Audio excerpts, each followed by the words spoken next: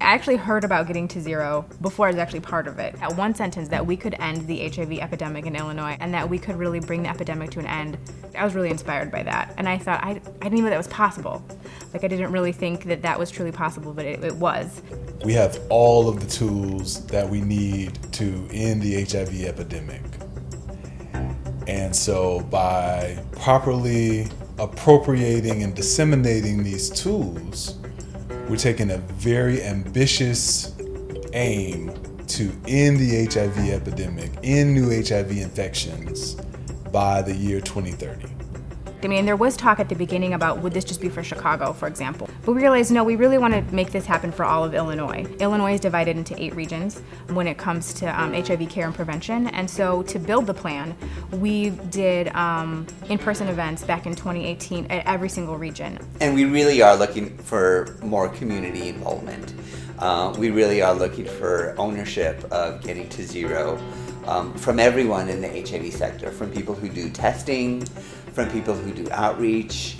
So we have to shift, and this is a cultural shift too, right? We have to shift this idea of scarcity mentality and make sure that we're really bringing something to the table that's genuine and authentic in our partnerships. It can't be a conversation about, they aren't doing this, this person isn't doing, that group isn't. What are we doing?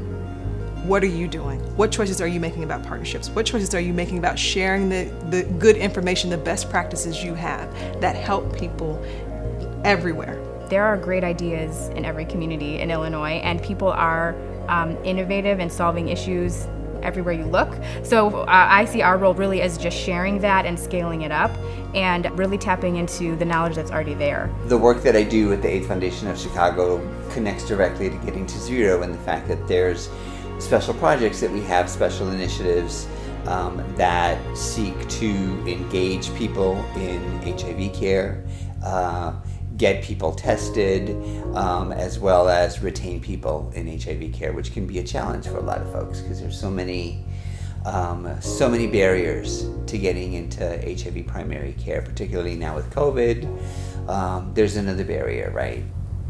I think there's definitely a lot more work that needs to be done to get the word out about PrEP and even treatment as prevention generally, right? That these are tools that we have that absolutely work and are highly effective.